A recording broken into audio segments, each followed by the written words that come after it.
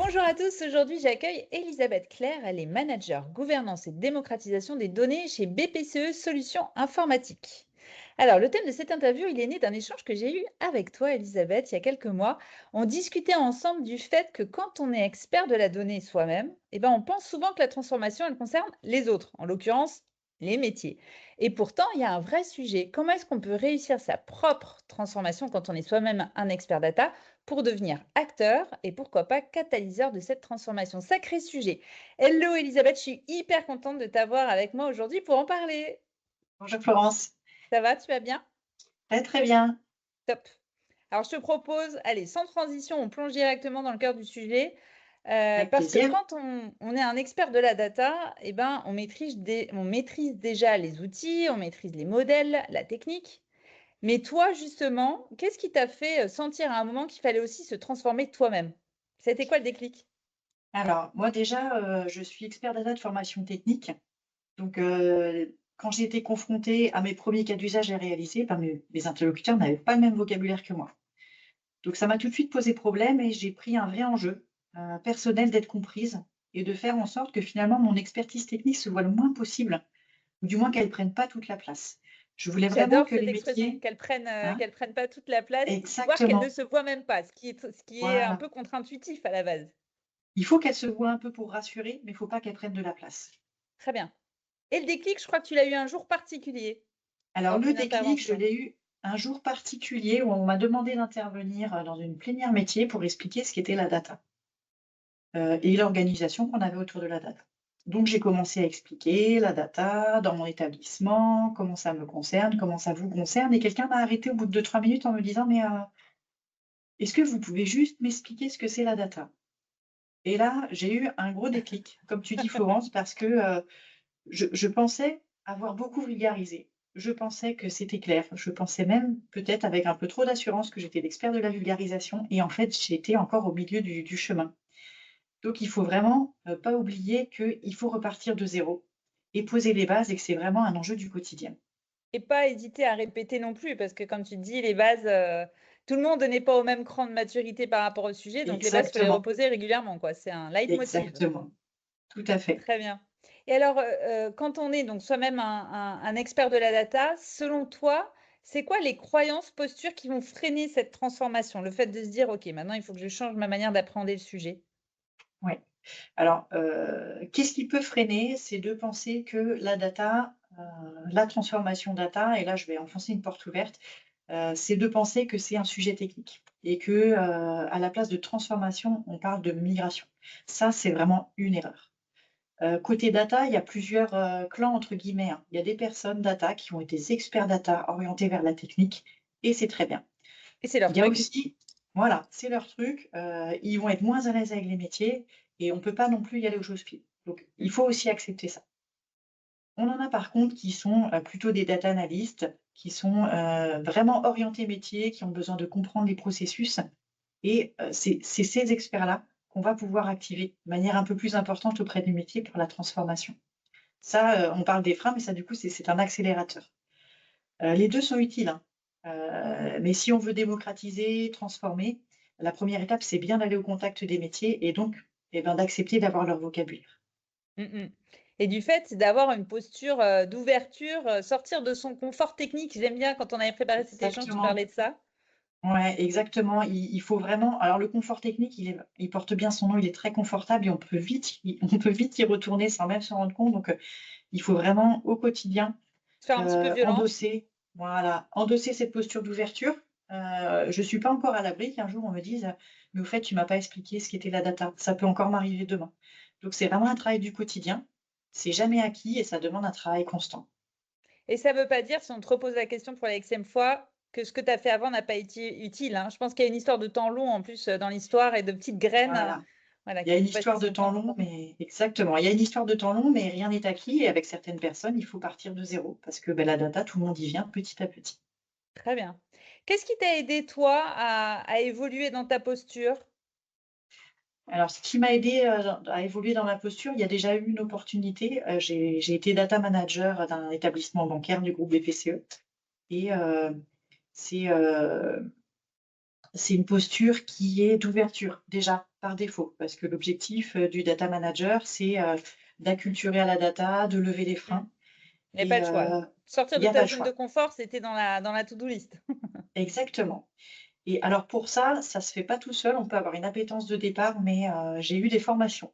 On peut toujours être accompagné par un parcours de formation sur, plutôt je vais aller dire des soft skills puisque le métier de la data, je l'avais, mais des Mmh. soft skills, l'art du pitch, la prise de parole en public, le leadership, le management, tout ça, c'est des formations qui me servent encore au quotidien pour, évoluer et continuer de rester dans ma posture d'ouverture.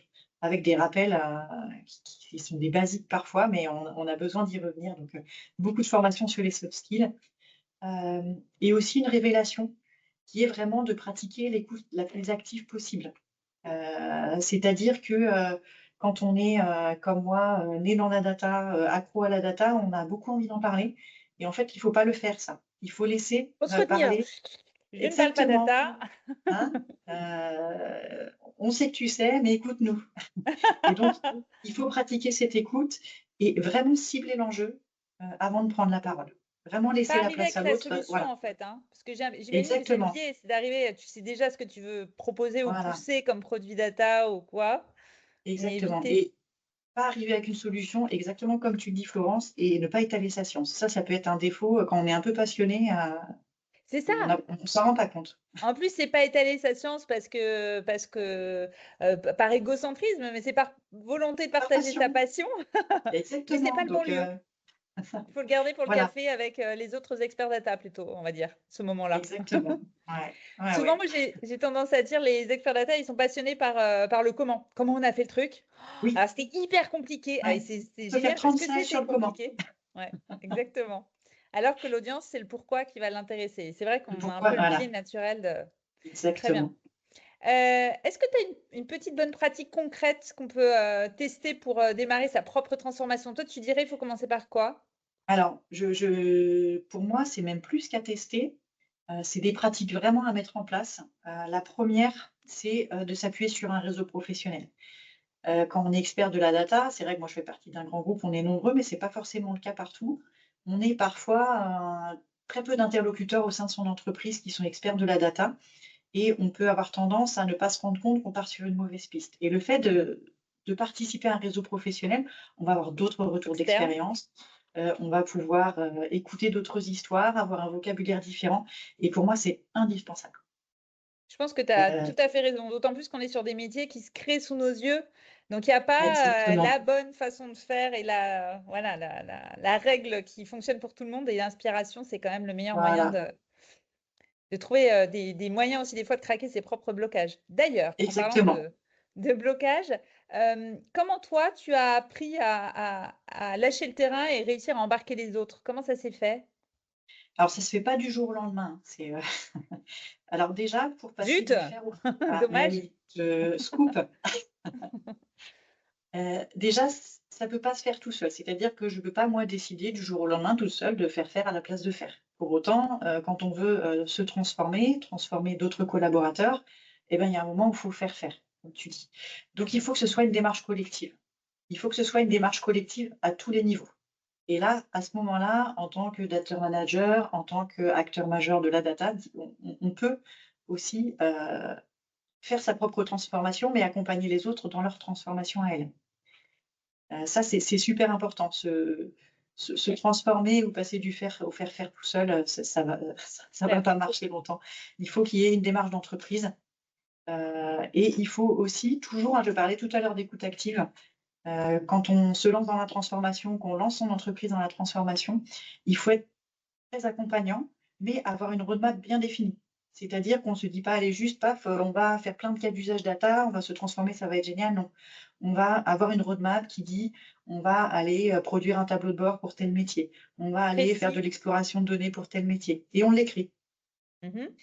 et Et pour quand suivre ça cette bloque? roadmap ouais et ben, quand ça bloque exactement, parce que ça bloque toujours, on va toujours arriver à ce moment où ça bloque. Il faut vraiment avoir un suivi très fin, mais qui soit pas Mmh. un suivi de flicage. Il faut pas dire: «Tu m'avais dit qu'à fin mars, tu serais dans ce jalon-là et tu n'y es pas, qu'est-ce qui se passe?» Non, ça, c'est pas bon. Qu'est-ce qu'on Tu dit devais être dans alors? ce C'est quoi la jalon de phrase? mars Ouais. Voilà, tu devais être dans ce jalon-là, je vois que tu as de la peine à avancer. Qu'est-ce qui te bloque? Qu'est-ce qui te freine pour avancer? D'accord, En fait, c'est le meilleur moyen, déjà de chercher ensemble des solutions et de se présenter non pas comme un juge, mais comme un accompagnateur. d'accord. 1er Qu'est-ce qui te indice. freine pour avancer et pas pourquoi tu n'as pas avancé? Exactement. Qu'est-ce qui te freine? Parce que le pourquoi, les excuses, on en a tous plein les poches. Et quelque part, le qu'est-ce qui te freine pour avancer, on n'est plus dans l'excuse. On enclenche l'action. Mmh mh. Il y a des gens qui ne veulent pas se transformer, il y a des collaborateurs qui ne veulent pas avancer. Si on leur dit: «Qu'est-ce qui te freine pour avancer?» et qu'on l'aide à résoudre ces points de blocage, quelque part, il y aura plus d'excuses Oui, il y a et on plus de sera dans sujet. l'action. Le sujet, c'est pas d'avancer ou de pas avancer, c'est trouver la solution pour craquer le voilà, on n'est plus dans le Exactement, questionnement de: «J'ai pas envie». exactement. Ouais. Voilà, on supprime les excuses et on avance. Je garde cette phrase précieusement, je la trouve, super intéressante. Pour terminer, allez, une petite pépite, une petite phrase, qu'on t'a dite un jour et que tu gardes en tête et qui t'accompagne aujourd'hui, que tu auras envie de nous partager? Alors, je pense à une phrase, alors c'est un contexte, hein, de toujours dans le contexte de la transformation. Il y a beaucoup de sujets de transformation. Heu, on parle de la data là, Florence, mais il y a beaucoup de sujets de transformation et une fois on m'a dit: «Mais tiens, il y a ce sujet-là de transformation dans l'entreprise, pourquoi est-ce que tu l'as pas pris en lead?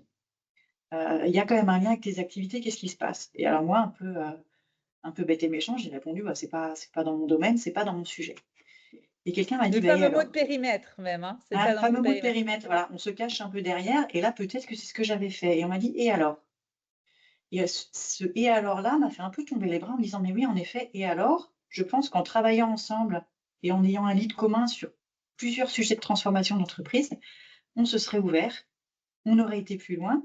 On ne peut pas demander à un collaborateur de se transformer le lundi sur la data, le mardi sur le digital, le mercredi sur l'IA. Il faut tout emmener en même temps et ce «et alors»-là et cette question de périmètre, ça a été un peu une petite pépite que j'aurais bien aimé avoir, bien avant.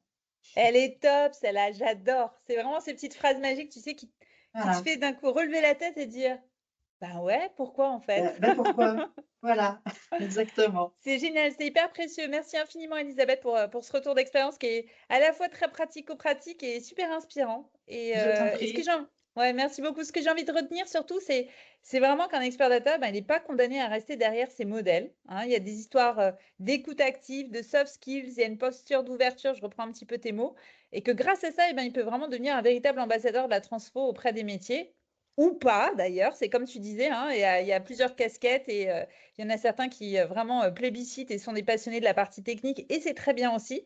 Mais c'est je trouve que ça Exactement. au moins ça amène à se questionner sur, quelle est la tribu, dont je me sens le plus proche aussi et ça peut, enfin voilà, c'est je trouve que ça permet, aussi un peu de clarifier la posture et finalement ça dépend un petit peu des profils et des appétences, naturelles et inhérentes à chacun. En tous les cas, tout ça Et est très, oui, très utile pour la transformation de l'organisation.